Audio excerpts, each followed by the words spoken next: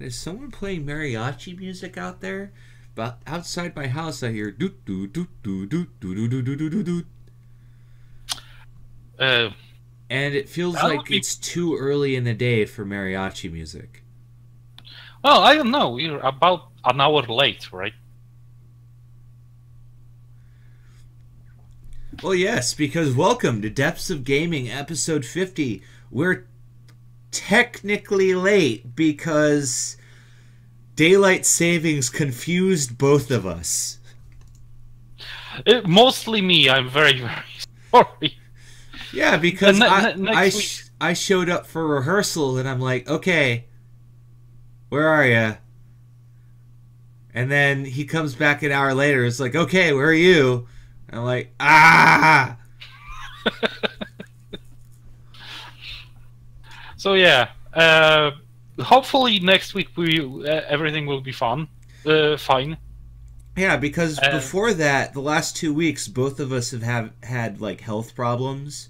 Yeah, I'm still on steroids. I've had a dental issue, so the meds.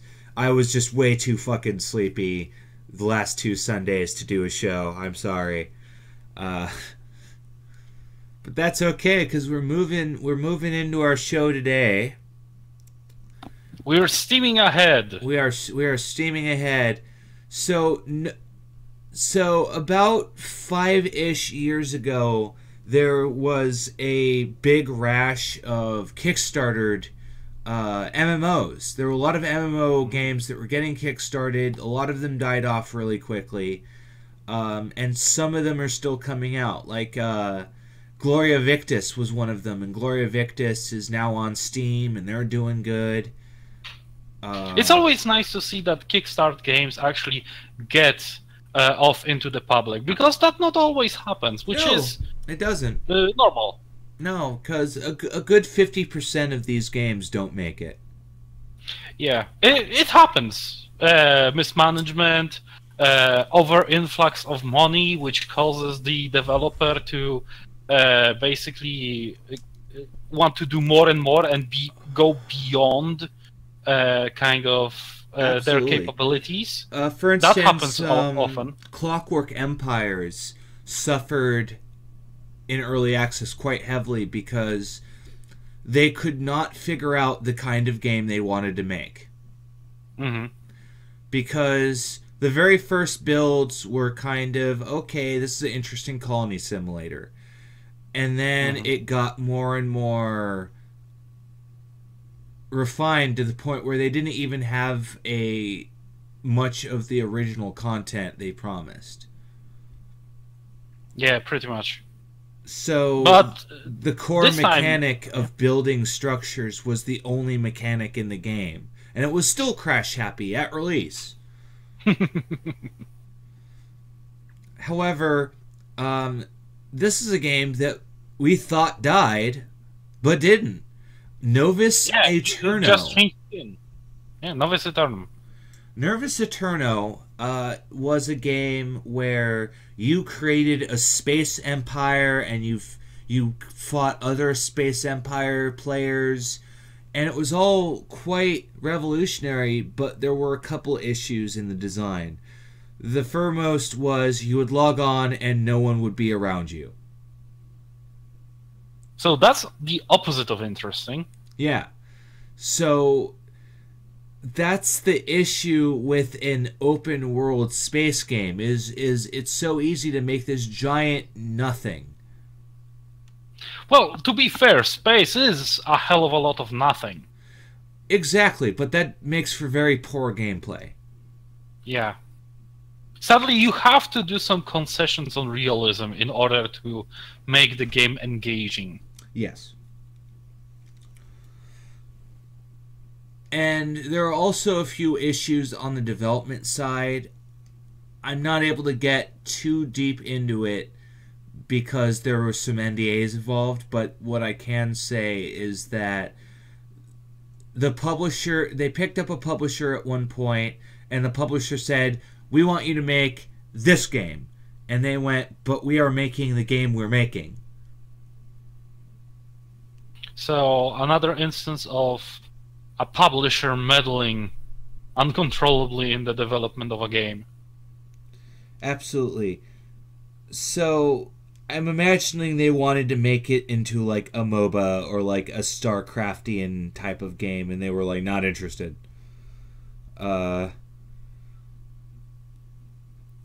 So now the game is called Hades 9.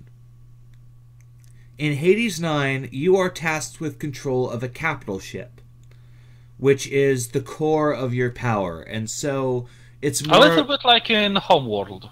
Yeah, a lot like in Homeworld, where you have a main ship, and that is your means of exploring the game world. And it's also your means of deploying new ships. You build a lot of ships at Hades 9, which is itself like a starport that I guess all of humanity bands around now. But if you have put any money into Nova Saturno, then you're able to reclaim your account and get your... You can either get your money back if you really want to, or you can just get alpha access and whatever other stretch goals you might have had at the time. They'll work with you on that. Oh, that's fun. Because for Nova Saturno, as like stretch goals and add-ons, you're able to buy like cosmetic planets and stuff. Mm-hmm. So you'll probably be able to like cash that in for like cosmetics or something. Yeah, that sounds cool. I'm very happy that the developers, even though they're not trying to screw the Kickstarters over by basically saying, no, psych, this is a completely different game, so you have no rewards and no cashbacks. Yeah, they decided to really honor it, which is pretty cool on their part. Yeah, because there are busters like that. They do that. People do that. They'll their game will bust.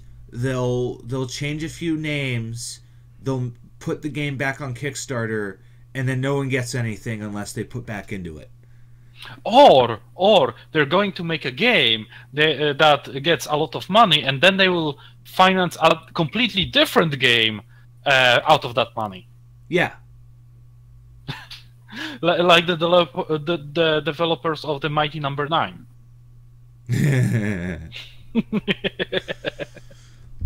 that was the pinnacle of scumduggery. Wow, you combined a few words there. Because skullduggery is another way of saying like espionage. Mm-hmm. So it was espionage against Kickstarters. It also helps if I put the slide on so that people know what I'm talking about. Hades 9 is a RTS sort of game. I've seen, like, if we scroll down here, we will see eventually, not on this page. Hold on.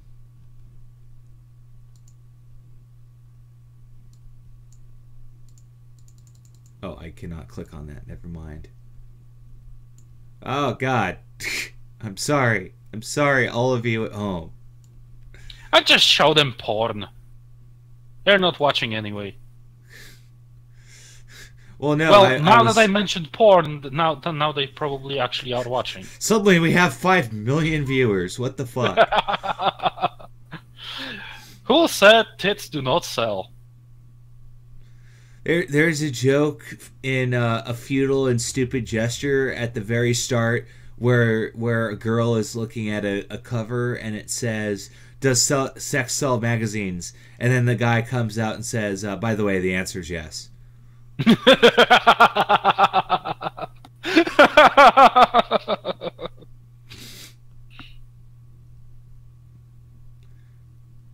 Oh, here it is. So those watching an instant replay can see this is more of a a grand strategy thing where you have 10 ships, they have 10 ships, and you're trying to out strategize the enemy. So it's a lot like Myth in space in a few ways. So I'm quite excited because in strategy games you get a lot of folks that subscribe to the blink and you die method of gameplay, and I think that's just horrible. I really hate games where you're playing a strategy game but your soldiers fucking melt. Yeah, it's basically the difference between you want the game to be engaging and exciting, so that's the reason why you make those units that melt very quickly, right? Yeah. But on the other hand, you're selling a strategy game, so you have to strategize. So there are basically development compromises that have to be done in order to make the game engaging enough to the most amount of people, and strategized enough to appeal to completely another area of people. So that's how you basically brew success. The downside of it, of course, is the fact that you basically have a game that doesn't really appeal to this inner desire of wanting something unique. Yeah. So I think Hades 9 is going to appeal a lot to like Total War people. Like if you like Total War or that kind of format of game, I think you're going to like this game. Civilization, I think you're going to like this game.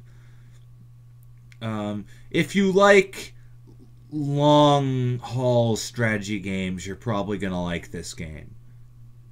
In this Hades 9 game, you can have a third-person view that allows you to walk around your ship, which is kind of fun. Yeah, but that's just about it. Is you're able to like look around the ship and walk around, but you can't really do anything. You can't like go into third person and invade an enemy ship. You can't do anything. That would be fun though. That would be extremely fun, but unfortunately not this game.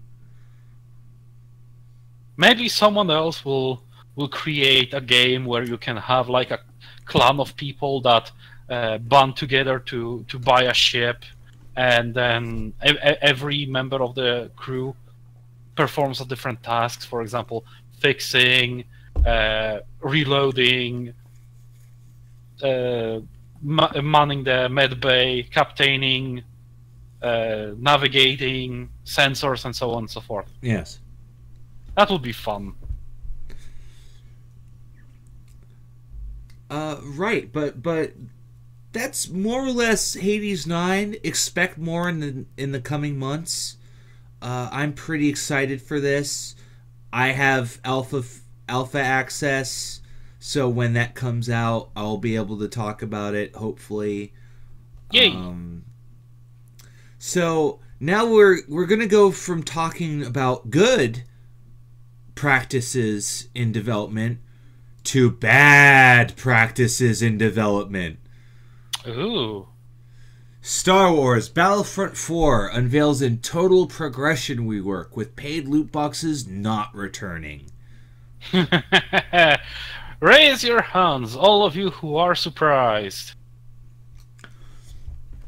So this is a Forbes magazine article among like 10 other articles. The business world has been surprisingly interested because EA lost a lot of money. Yeah, they lost about $10 billion. Yeah, something around that. Yeah, they lost a lot of fucking money. So it's worth $3 billion noting that each of the Star Wars movies makes about $1 billion in sales, and about $5 billion or so in like action figures and various other media. So the fact that they lost that magnitude of money over this is notable. Yeah, it's quite telling. Because that's akin with fucking up a movie.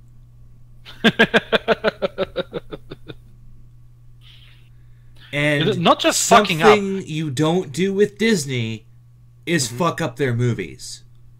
Yeah. Sadly, you cannot do that because they bought LucasArts for quite a lot of money, and they want a return on that investment. Yes, they do. Yes, they do. They want their money back. And sadly, they're not getting it from EA, and that makes me happy. And so what they've done is they made it more linear-based progression, like typical games, where if you get to a certain level, you unlock the star cards that allow you to do the crazy stuff. Anything you bought beforehand, you keep, because they didn't want to do a reset, because why piss off the remaining 100 people that play your game?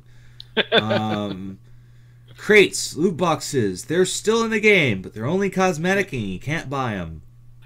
The thing about whenever someone mentions the fact that, oh, they're only cosmetic, that still boils my blood, because no, they're not breaking my leg, they're just breaking my fingers, and I should be happy about this. It's still a $60 fucking game. Yeah. You're selling me a product, not a fucking service. And you're still able to spend money in the game for cosmetics. So all they've done is just put a Band-Aid on it. Yeah. They basically laid low, waiting for the storm to blow over, and then they return all the shit back into the game. Absolutely, because the funniest thing that came out of this is they were saying, oh, it'll break the canon if we have a different colored Darth Vader running around. And yeah, it's going to break the canon. It's going to wreck the canon. Like, oh, bullshit. For one, the canon's already ruined because for example, you have the who the have fuck like is Rey? Rey had nothing to do with the Death Star plans. That was Kyle Katarn, motherfucker. Yes. Kyle Katarn died for our sins. He's the best, and we will never forget, and we will never forget. We will never forget. Forgive. Yeah, we will never forgive Disney for killing him. Yeah, like somewhere in a fucking carbonite in Jabba's palace is Kyle Katarn. I still have the games, including the first one. Oh yeah, Dark Forces is amazing. Mm-hmm. I will never forget how the demo of Dark Forces is you taking the Death Star plans, because it's the first level. Like, how do you set up a game better than that? Yeah, it's an amazing setup. It gets you right into the game. It introduces the character, who is obviously a badass, and who actually can do what the fuck he's sets up to do. Yeah, because there's no cutscene where you just get the plans. No, you shoot your way in. Yay. So, yeah, I am hoping that this spells the end of EA having this license. I really do. Because EA never deserved that license. Let's be perfectly honest. Still, I would like to see Bothans. Because many Bothans died to bring us this information. We never see them. You know, that's commonly commonly wrong. Is that quote is referring to the new Death Star, not the first one. Oh, I see. Yeah, that's why there weren't any Bothans in that movie. It's because that's not. They all died.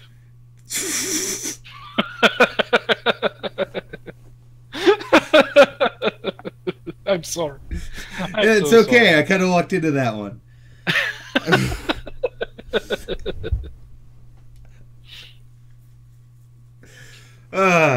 Anyways, fuck EA. So, on to answers that not a single person wanted. Ooh. Observation. The D&D team is trying to unify D&D lore across campaign settings. Hey, more people fucking up with lores. So, basically what's happened is they hired a bunch of people to rewrite the lore of Dungeons and Dragons. And so that was necessary because I have no idea. So they are of the humble opinion that everything Gygax said was wrong. Oh, for fuck's sake. I'm turning Scottish now. Ah, for fuck's sake. So this video that's linked here, the newest D&D Beyond video, it's of this Crawford guy. This Crawford guy is saying that all elves participated in this origin story, and all dark elves are loyal to Lolth. Mm-hmm.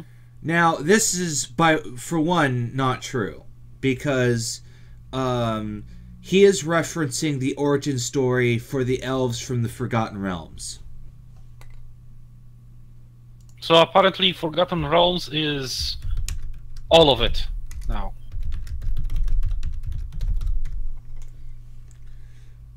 There's only one universe, and it's Forgotten Realms. Yes. Because elves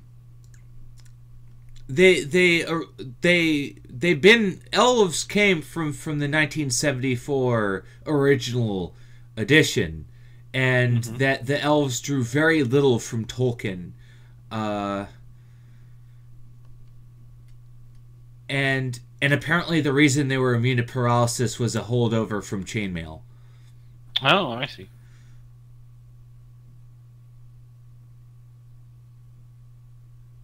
And so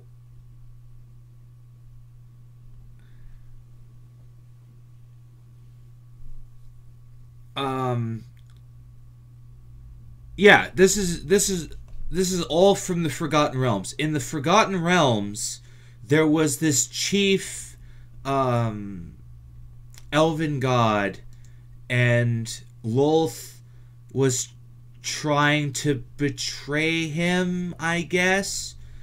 And so the drow are the ones that stayed loyal to her. Oh, I see. So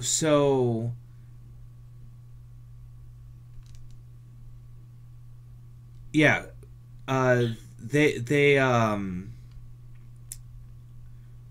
were banished by by Corellon Lorethian. God damn it! It all sounds like fucking Game of Thrones. The House of Lorethian. Well, yeah. Sorry. Which is funny because apparently you don't watch Game of Thrones. No, I don't. I'm just exposed to it through osmosis. Right. So this video is about the Forgotten Realms origin story, and the way he says it in the video, as this post goes, is he's making it sound like every single drow and elf ever is related to this singular origin story, which, by the way, is not true. Yeah, because we have not only Forgotten Realms, we have also what was it? Because The Ravenloft. every one of these is supposed to be a different prime material plane with its different pantheons. Like, that's why they have different names. That's why Ravenloft is Ravenloft. That's why Athos is Dark Sun. That's why Sigil is Planescape. That's why they're different places. So then we get this guy who's saying that no matter what, if you're a dark elf, you're related to that heresy, which is not true.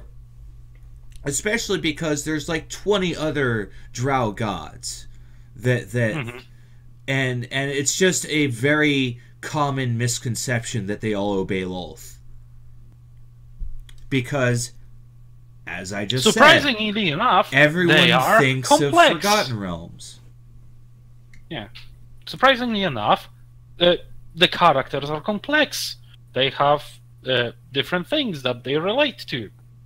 They have complex motivations, and they might not follow their gods. Yeah. Or the one god. Because they've been assuming very heavily that Forgotten Realms is the primary D&D setting, which, again, not true. There technically is no default setting for D&D.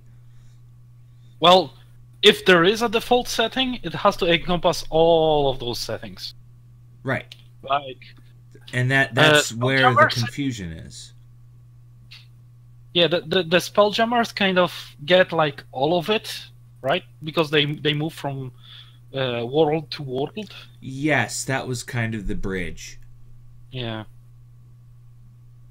And Ravenloft is interesting because it's kind of the main purpose of it is the fact that Ravenloft is so far away, like from the center of it, that there are like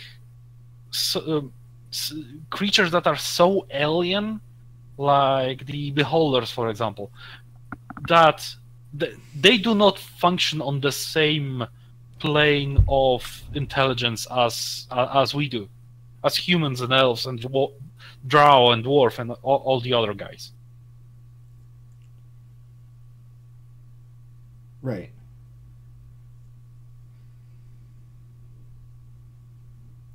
And so the thing about D&D is it's always been a multiverse. It's been a multiverse from the very beginning. It's just with Rick and Morty having taken the world by storm, everyone understands what multiverse theory is now. The problem with Rick and Morty is that while they get some things technically right, on the other hand, there's a lot of shit that they basically spitballing and they're just running with it. Yeah. Which does not lend itself to consistency.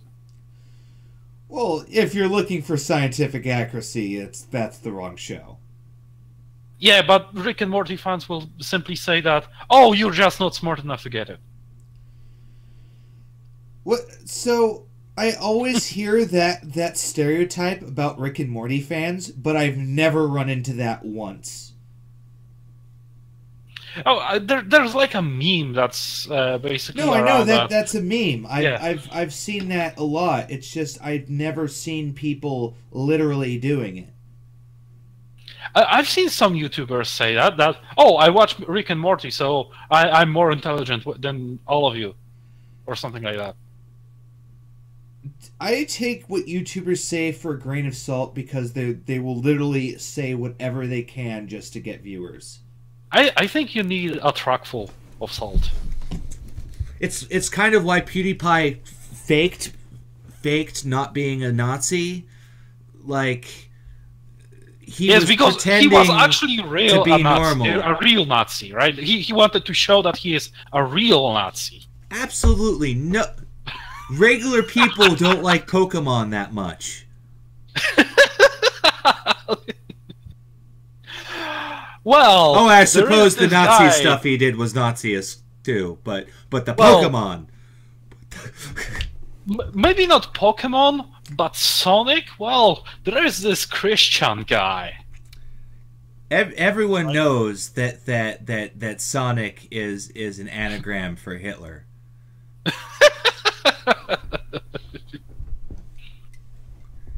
It is known. He does not know the way. Ah, yes. I keep forgetting. Does not watch Game of Thrones.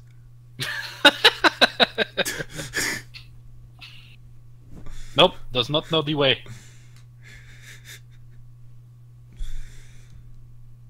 Onto what we're actually supposed to be talking about. Because a lot of what this guy is parroting, this Crawford guy, this is all from books from Forgotten Realms. Mm-hmm.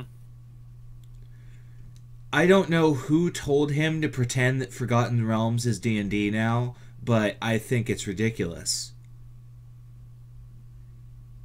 Well, I would say that we should let him live in his little corner of the universe, far away from everybody else. Well, at the end of the day, the grand majority of players don't listen to what he has to say, so we're not really in any threat. Well, you're always under a threat from ignorance. For example, the anti-vaxxers. They might not be an immediate threat to you, but once the herd immunity falls below certain points, you're getting measles. Yeah, that's true. Well, the thing is they clearly have plans to reboot a lot of the old D&D settings. It's just they haven't yet. For instance, Printable Heroes was asked by Wizards not to release the Lady of Pain as a miniature because apparently they have plans for Planescape. Oh, I see. Do not start Lady of Pain. Please. Do not start her. She's statted in 3.5. Well, they take away her stats. You still can't kill her, right? though, because I'm pretty sure she's so powerful that even if you did kill her, she would reappear and then immediately maze you. Yeah, pretty much. It's basically like killing Cthulhu. Even if you technically could do that. Yeah, it's like you don't kill Cthulhu. You set him back for a couple of million years. That's it. Not even million years. Just extend his nap for like a couple of years, because he's going to be back. That's true. They don't really keep him away for very long. Yeah, the entire point of Cthulhu Mythos is the fact that you are kind of supposed to stay in the 50s and 40s, somewhere around that time. You're not supposed to have like access to good technology or futuristic technology in order to fight. Well, that's more out of respect for Lovecraft, who, by the way, was a racist. Oh yeah, he was a horrible racist. Yeah, like don't get me wrong. I think Lovecraft was integral to modern horror, but he was a racist. He's on record as saying some really bad shit. But how much of that was product of the times, though? Well, that's always the argument, isn't it? Well, yeah, he was racist, but wasn't it just okay to be a racist back then? Well, I'm not sure what your argument is anymore. Well, the fact is that he might... there are stupid people out there that just do not know any better. And if you taught them, they would say, I guess you're right. I should be more respectful to black people. Right? There's the argument. That's what's the meaning of it. Well, there's respect, and then there's disrespect, and then there's racism. Racism is when you're flat out going, I'm white, therefore you're not good. Or I'm black and I'm black, you're white, and therefore you are not good. Yeah, it's either way. That's what racism is supposed to be recognized as. It's become so morally gray that now if you say, oh well, on average the African American population has a problem with poverty, some asshole always wades in and goes, are you saying that black people have to be poor? Racist. Oh, for fuck's sake, I hate people like that. I'm going, no, I'm just citing a real socioeconomic issue. If I could fix it, I would. Yeah, it would be awesome, because we live in a society in a time frame where actually having more people who have access to good education and resources actually benefits us. It's basically selfish. It's selfish for me to help you, because then you get access to this technology and education, and then you create things that I can use.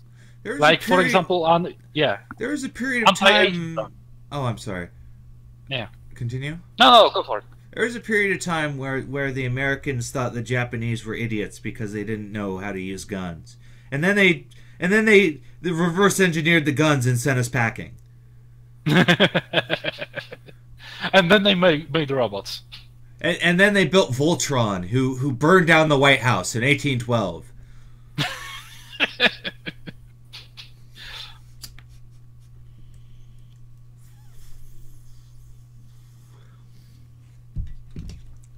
And that more or less sums up why Crawford is wrong. Because he is saying very flatly, this is how D&D works. And you know what? I'm willing to accept a certain level of that. But when you're in a game that literally is based on every different player group saying, fuck you, main book, here's my version, you can't do that. Homebrewing is the lifeblood of D&D. The official books are there. That was the initial reason a bunch of 3.5 people got all shitty and pissy, is because they thought they couldn't homebrew anymore. They were wrong.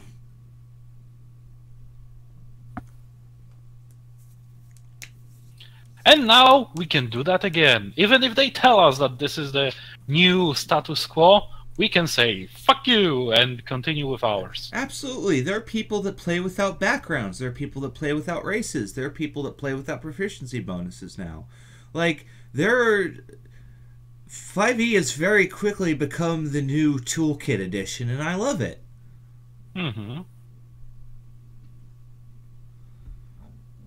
So I agree with this Drawfro 666 guy, that he's right. That I don't like Crawford's attitude. I don't like it when people tell me that no matter what, all elves in all multiverses work this way. Have the same backstory. When that is clearly just the lore from Forgotten Realms posed as if it's basic history. Hell, Lolth didn't even fucking exist until 3.5, I think. Oh, no, I'm wrong. She was in AD&D.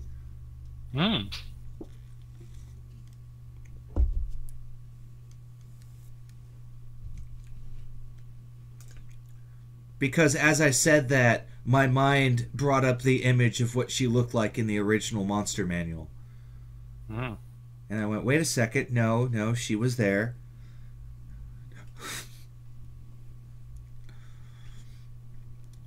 And that is more or less our show. Thank you very much. Yay!